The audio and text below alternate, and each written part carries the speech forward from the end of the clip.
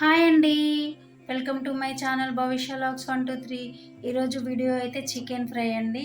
చూడండి, చాలా simple and easy మెథడ్లో చూపిస్తున్నా. ఎవరైనా కానీ చాలా ఈజీగా చేసుకోవచ్చండి.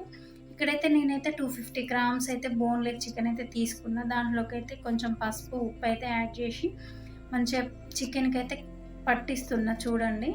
ఇంకా తర్వాతకి 10 నిమిషాలు పక్కకు పెట్టుకోవాలండి, అట్లా కలిపేసుకొని చికెన్ అయితే. ఎందుకంటే చికెన్కి మంచిగా ఉప్పు అయితే మంచిగా పడుతుందండి. మనం నార్మల్గా వేస్తేనైతే సాల్ట్ పట్టదు ఫ్రైలోకి. ఇక్కడైతే స్టవ్ ఆన్ చేసుకొని కడాయి పెట్టి దాంట్లోకి అయితే 2 టేబుల్ స్పూన్ల ఆయిల్ అయితే వేసుకోవాలి. కొంచెం ఆయిల్ అయితే తక్కువనే పడుతుందండి చికెన్ ఫ్రైకి అయితే, ఎక్కువైతే పట్టదు.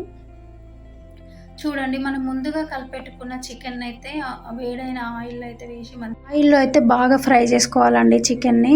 చికెన్లో ఉన్న వాటర్ అన్నీ ఇంకిపోయే వరకు అయితే ఆయిల్లో మంచిగా ఫ్రై చేసుకోవాలి. ఇక్కడ నేనైతే మూత పెట్టి 5 మినిట్స్ అయితే సిమ్లో పెట్టుకున్నాను అండి. ఇక్కడ ఆల్మోస్ట్ చికెన్ అయితే 50% అయితే ఉడికిపోయిందండి. ఇంకా నేనైతే ఇక్కడ ముందే కట్ చేసి పెట్టుకున్న పచ్చిమిర్చి ఆనియన్ అయితే వేసి ఫ్రై చేసుకుంటున్నా. ఆనియన్ పచ్చిమిర్చి ఫ్రై అయ్యాక దీంట్లోకి అయితే అల్లం ఎల్లిగడ్డ పేస్ట్, కొంచెం పసుపు, కొంచెం కరివేపాకు అయితే యాడ్ చేసుకోవాలి. ఎందుకంటే మంచి టేస్ట్ ఉంటుందండి. కరివేపాకుతో అయితే ఫ్రై మంచి టేస్ట్ వస్తుంది.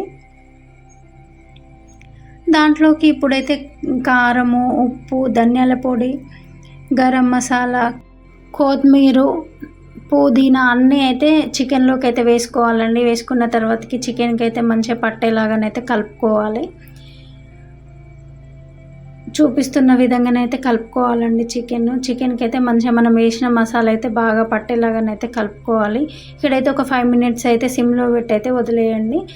మనం వేసిన కారం కానీ ఉప్పు కానీ చికెన్కి అయితే మంచిగా పట్టి చికెన్ అయితే మంచి టేస్ట్ ఉంటుందండి.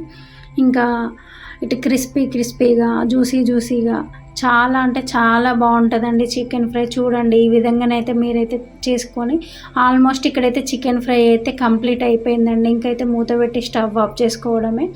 చూడండి ఎంత బాగుందో చికెన్ ఫ్రై అయితే. చాలా ఈజీ అండ్ సింపుల్ మెథడ్లో చూపించానండి చికెన్ ఫ్రై. మీరు ఒక్కసారి ట్రై చేసి చూడండి, ఎంత బాగుంటుందంటే ఇంకా ఒక్కసారి తిన్నారంటే మళ్ళీ తినాలనిపిస్తుందండి. అంత బాగుంటుందండి.